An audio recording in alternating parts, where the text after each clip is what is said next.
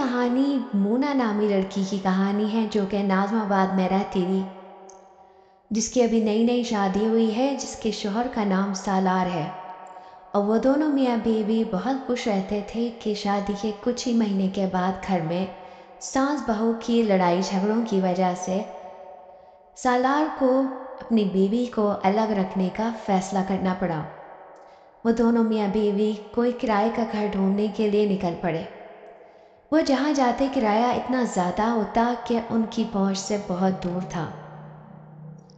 تب سالار کے دوست نے مشورہ دیا کہ گلستان جوہر میں ایک فلیٹ خالی ہے، تم ایک بار وہاں کا سروے ضرور کرو۔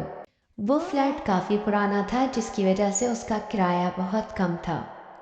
وہ دونوں سوچنے لگے کہ چلو ابھی یہ فلیٹ لے لیتے ہیں، اس کے بعد جیسے ہی حالات تھوڑے اچھے ہو جائیں گے تو ہم دوسرا فلیٹ لے لیں گے۔ اور اسی طرح وہ دونوں وہاں شفٹ ہو گئے۔ ابھی کچھ ہی دن گزرے تھے کہ ان کو پراسرار طور پر چیزیں دکھائی دینے لگیں، یعنی کہ کبھی کچن میں گلاس کا گر جانا، یا کبھی دراز کھل جانا، اچانک الماری بند ہوئی ہوتی تھی اور اچانک سے کھل جاتی تھی۔ اس طرح کے اکثر پراسرار واقعات ہونے لگے، لیکن انہوں نے اس چیز کو نظر انداز کیا۔ سالار کیونکہ جاب پہ جاتا تھا تو اس کی بیوی گھر میں ہی رہتی تھی۔ مونا کا میکہ کافی دور تھا، اس وجہ سے وہ کہیں جا نہیں سکتی تھی تو اپنے گھر میں ہی رہتی تھی۔ ایک دن مونا اپنے کچن میں کام کر رہی تھی تو اس نے دیکھا کہ ایک عجیب سی آہٹ محسوس ہو رہی ہے، جیسے اس کی طرف کوئی قدم بڑھا رہا ہے۔ وہ اس وقت گھر میں اکیلی تھی، اس وجہ سے کافی ڈر لگ رہا تھا اسے، لیکن اس نے سوچا کہ شاید یہ اس کا وہم ہوگا، اور وہ کچن میں کام کرنے لگی۔ کھانا بناتے بناتے اس نے محسوس کیا کہ جیسے اس کے پیچھے کوئی آ کر کھڑا ہوا ہے، اور جو ہی اس نے پلٹ کر دیکھا تو کیا دیکھتی ہے کہ ایک جلی ہوئی عورت اس کے پیچھے کھڑی ہے۔ وہ ایک دم ڈر کے مارے وہاں سے بھاگی۔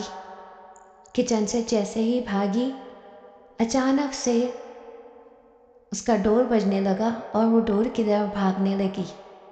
فوراً ڈور کھولا تو سیکیورٹی گارڈ کہنے لگا کہ باجی ہمیں کچھ الیکٹریشین سے کام کروانا ہے فلیٹ میں۔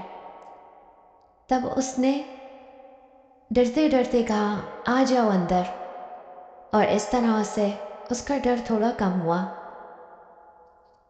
اور اس نے اس کا ذکر سالار سے آتے کے ساتھ ہی کرا۔ تو سالار نے کہا تم اکیلی رہتی ہو سکتا ہے تمہیں ایسا محسوس ہوا ہو۔ اب وہ کیا کر سکتی تھی، سسرال بھی نہیں جا سکتی تھی اور میکہ بھی کافی دور تھا۔ تب وہ لڑکی مونا وہاں ایک مرتبہ پھر یہ سوچ کے کہ شاید اس کا وہم ہوگا اکیلے کی وجہ سے، تو اس نے اپنی بہن کو وہاں پہ بلا لیا اور وہ دونوں بہنیں وہاں رہنے لگیں۔ بہن کیونکہ قریبی مارکیٹ تھی تو سبزی لینے کے لیے چلی گئی اور مونا وہاں اکیلی تھی۔ مونا نے دیکھا کہ اچانک سے اس کی دیوار پہ کچھ لال کلر کے دھبے نمودار ہو رہے ہیں۔